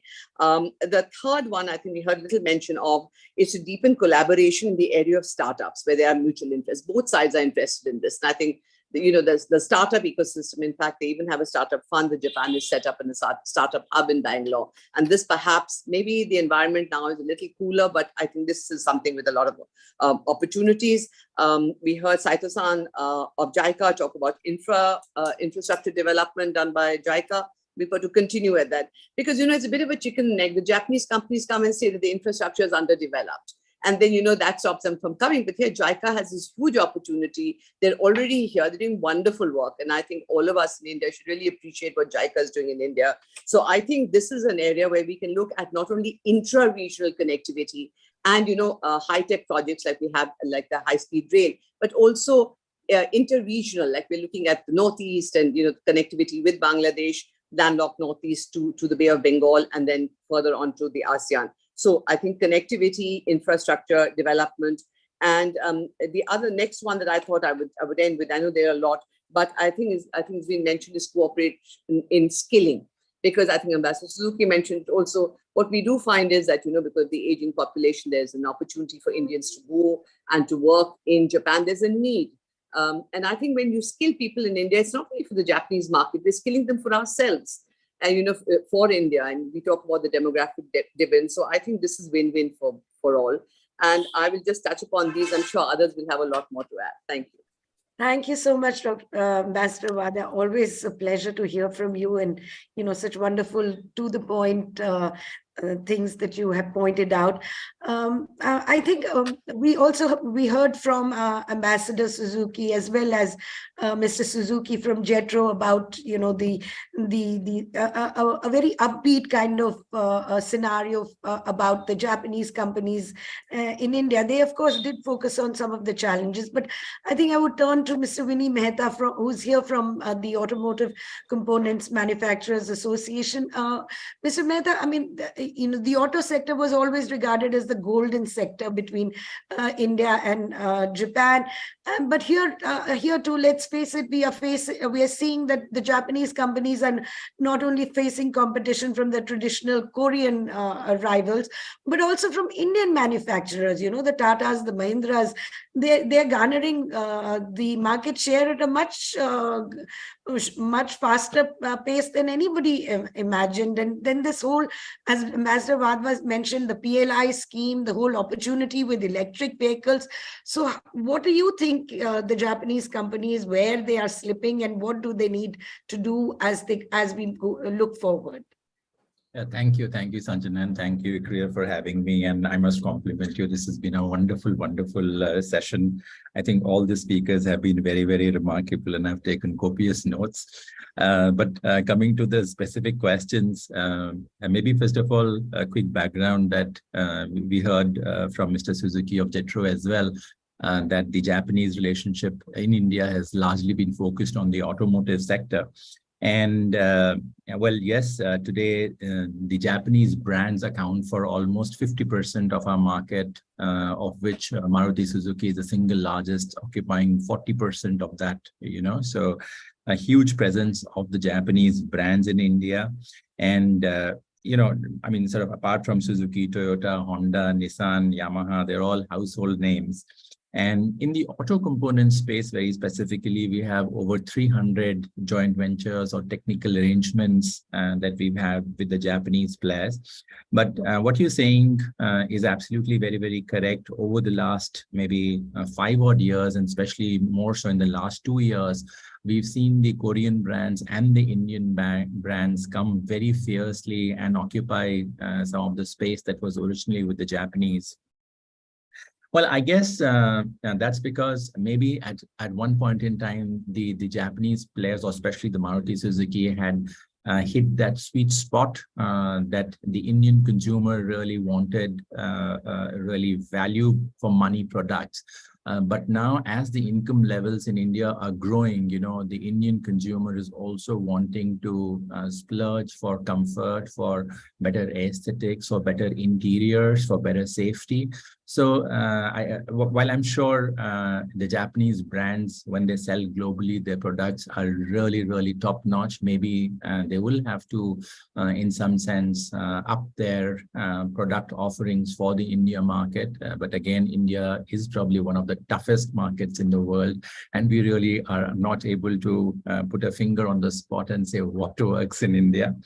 But coming to more in terms of what we can do in terms of leverage our relationship, because and there is a huge investments by the Japanese that has happened in India, and in some sense the entire concept of mobility in India was changed by the Japanese when they came into India in the mid-80s. And going forward, I think there is a lot of scope for us. Japanese small and medium enterprises are not well invested into India. That's a fact. It was also reiterated by Mr. Suzuki. He brought that out in his presentation. So I guess somewhere the whole fear that the Japanese SMEs have of coming to India, that needs to be worked upon, and they need to be encouraged to come to India, have more tie-ups with the Indian players. Also, like the earlier speakers have said, the consumer here now is looking for more efficient, looking for more, and the whole vision of carbon neutrality needs to be, you know, looked at. We need to look at new energy vehicles, how the Japanese play out in the domain of the electric vehicles into the hybrids that the Japanese have been championing. That needs to be looked at. Yes, I guess the other thing is, you know, a lot of the global OEMs have looked at India, and the tier ones have looked at India as an R&D hub, while it's also started to happening among the Japanese. But we need to see how we can leverage the Indian mind for global contribution in the space of design and that. So also, from an ACMA's perspective, we work very closely with the Japanese Auto Parts Industries Association and also with the AOTS of Japan, and we've been engaged in skilling, but a lot more needs to be done on that space, because the automotive value chain is really a very long and winding one, and you need many levels of interventions for India to really become a global and also a secure value chain. So I'll sort of stop here. We'll come back, but I guess these are the broad thoughts that I have on what we can be working on together. Yes, and thank you again. Thank you so much, Mr. Mehta. Sorry, was anybody saying anything? No. Okay, sorry. So I now turn to Professor Purnendra Jain, who's emeritus professor at the University of Adelaide. And as Professor Jain likes to say, he's an Indian who's been working on Japan for a long, long time. He's based in Australia. So he brings to the table a slightly more neutral perspective on analyzing India-Japan relationship. A lot of his work has been on, the ODA that Japan provides to the world. And of course, he's also looked at the ODA inflows into India. So Professor Jain, we had a very interesting focus from Ambassador Suzuki in this whole issue of connecting India's Northeast and Bangladesh. So he was very enthusiastic and very positive about sort of transforming the entire region, and he said this would be a game changer. So I would turn to you about these new vistas that are opening up in terms of regional connectivity and cooperation, in which India and Japan are more partners, as Mr. Saito said. The wish is to move from an unidirectional inflow of ODA to a real partnership. So perhaps you could talk to us about that aspect a little bit more. Thank you. Sanjana, thank you very much, and thank you to ICRIER. I have learned a lot in this 2-hour session from the two ambassadors and experts and professors. You have asked me to specifically comment on Japan's ODA and specifically Japan's ODA to India. I think it's very important to note that ODA has been one of the continuous connectors for India-Japan economic relationships. Since 1958, as Mr. Saito mentioned, that India was the first recipient of Japan's ODA, and since then it has continued. In the last 10-15 years, we have seen larger amounts of ODA flowing to India into large projects, including, of course, the high-speed railway, Mumbai, Ahmedabad high-speed railway project. Of course, Delhi Metro has been mentioned, shining example of cooperation between India and Japan through ODA. But as you have mentioned, and Mr. Saito also alluded, that it's becoming more and more about partnership. Japan's ODA policy has also changed. They no longer talk about ODA as such, but they talk about more development cooperation. So Japan has issued 3 charters. First was in 1992 called ODA Charter, 2003 called ODA Charter, 2015 is called Development Cooperation Charter. And we are going to see another charter very soon, maybe this month, next month, coming from Japan called Development Cooperation Charter. So Japan has changed its objectives of ODA to a certain degree. It used to be about infrastructure, it used to be about agriculture, it used to be about social development. They're all there, but now Japan emphasizes its national interest through ODA. Japan emphasizes strategic aspects of the ODA. And we will see in the new charter about Japan's assistance for military purposes. And this military purposes is not about, for war or conflict, but it's about, creating conditions and helping militaries of other countries where they can maintain peace in their territory. So there has been a lot of changes in Japan's ODA's objectives and characteristics. India's reception of ODA has been in some of the areas which Mr. Saito has already indicated. I don't want to go into that. But my concern is, how do we get ahead and think something new between Australia, India and Japan in relation to ODA?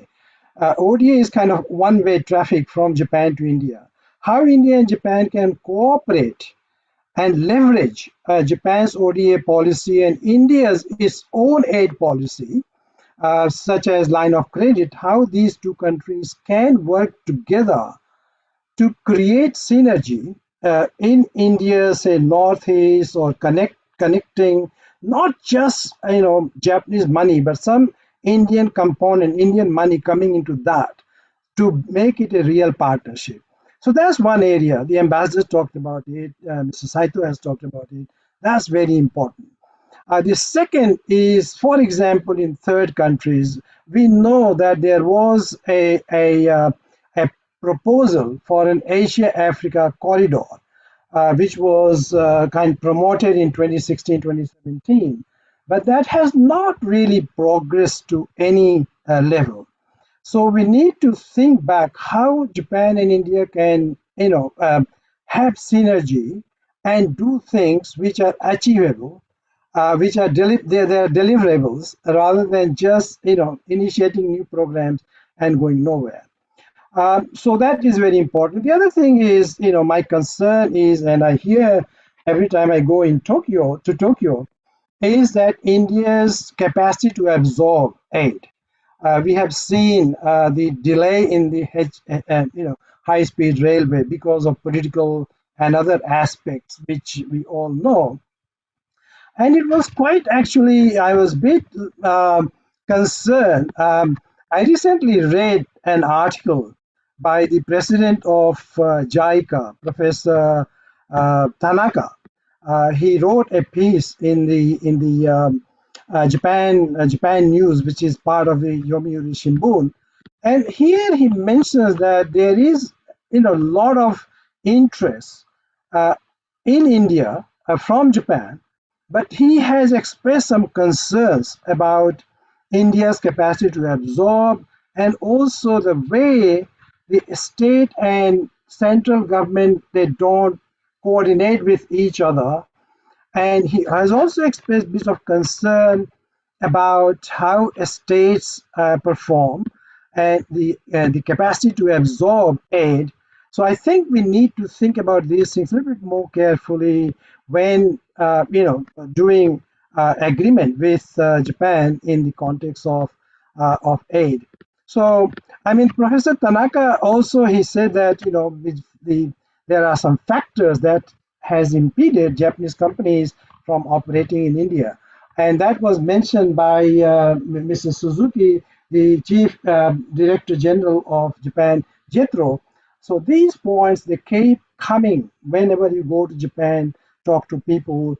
But my interest is how India can get out of this one-way ODA traffic from Japan to India and do something cooperatively with Japan.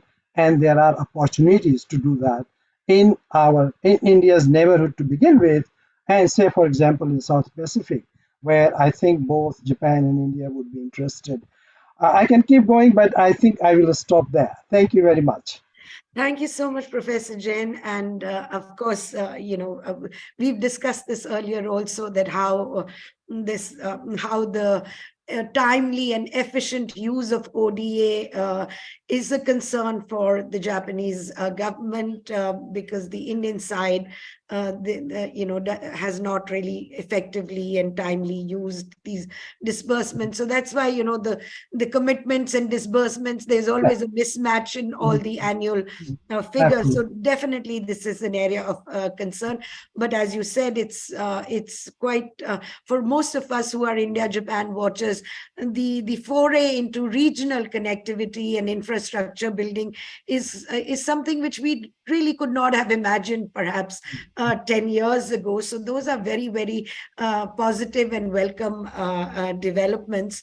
I now turn to Arpit Agarwal, who's joined us here from Nomura Research Institute. And I was hoping, Arpit, that, again, as an Indian working in a Japanese organization, and also working very closely with and advising Japanese investors and Japanese companies, what would you highlight as their chief concerns and issues in operating in India? And I mean, I know Ms. Hoguku, who was going to be here for the panel discussion here, but unfortunately she had to leave for another engagement. And one of the things that she was really wanting to focus on was this whole people to people connect and bridging the cultural disconnect. So perhaps you can talk to us a bit about that. Thank you, everyone. I think it was a very, very good discussion going on. It's so much learning for me. So since I come from a corporate sector and we are dealing with Japanese companies day in and day out, so let me highlight few challenges which they are facing while doing business in India. I want to talk about 3 points. So first, as you said, skilled labor, right? So all of us know India produces very good engineers. India produces very good managers, coders, etc. But what we lack is skilled labor. We lack people who can work on the shop floor. We lack good supervisors. So Japanese companies have a different style of working. They want their labor to have some basic Japanese principles like 6S, Kanban, Kaizen, etc. But our ITIs and vocational colleges, though have improved a lot in past 10 and 15 years, but still is a long way to go. So we need to work on updating the curriculums for ITIs. Many Japanese companies, big Japanese companies, are able to manage it well by adopting few ITIs and providing or formulating curriculum as per their requirements. But this is very difficult for SMEs. I think this is one of the factors why SMEs cannot come to India in a large number.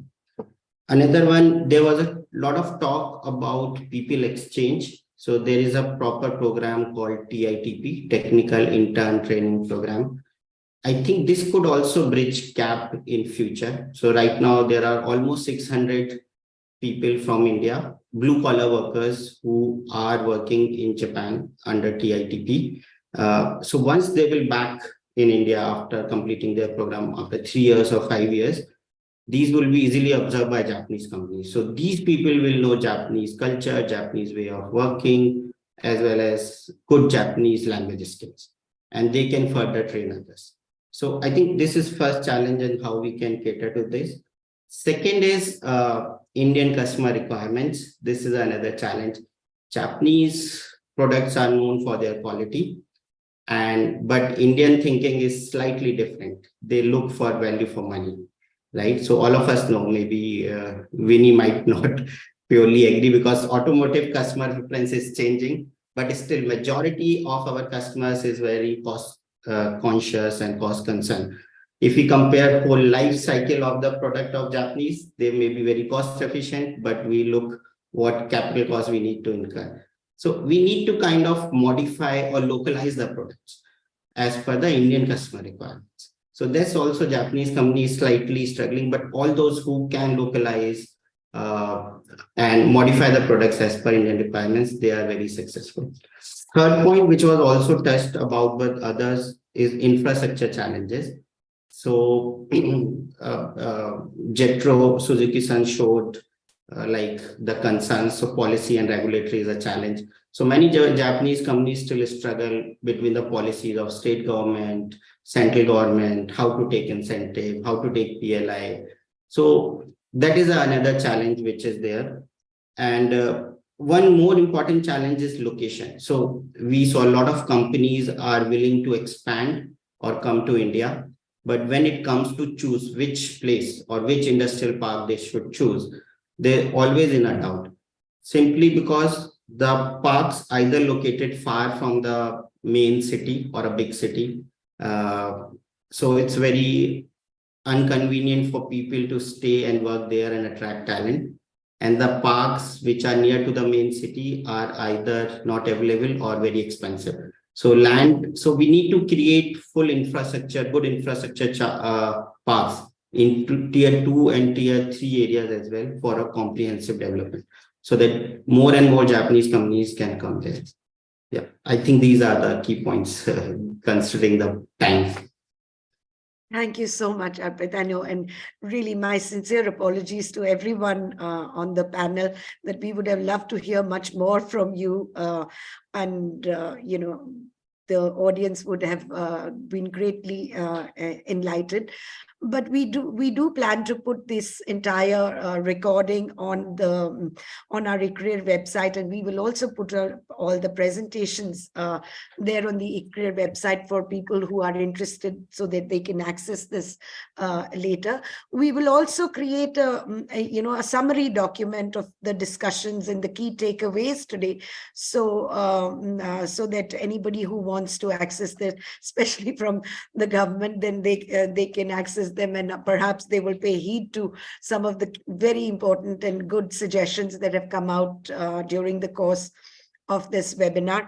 So my apologies to all the attendees. I know a lot of comments and some questions we have received on the side chat bar, but we're really running out of time. We will put all these things up, as I said, on the ICRIER website, but if you have any specific question that you'd like to discuss further with any of the panelists, please do write to us, and we will connect you where you can have a more comprehensive discussion. So I hope you will, forgive us for this rather rushed ending, but I know that all the panelists and all the speakers who are logged in also have more things to do. It's a working day. So thank you all for joining us today. We are really grateful to all of you for taking time out of your busy schedule and joining us to deliberate on this really important topic. We hope to continue this dialogue series, ongoing. We do try to do at least one dialogue a year. So I hope you will all be able to join us back for another dialogue very soon. Thank you very much, all of you. And I hope to have your continued support for our future endeavors. Thank you so much. Thank you. Thank you, Sanjana. Well done. Thank you so much. Thank you. Bye-bye. Thank you, Saito-san. Thank you, Suzuki-san. Thank you, Professor.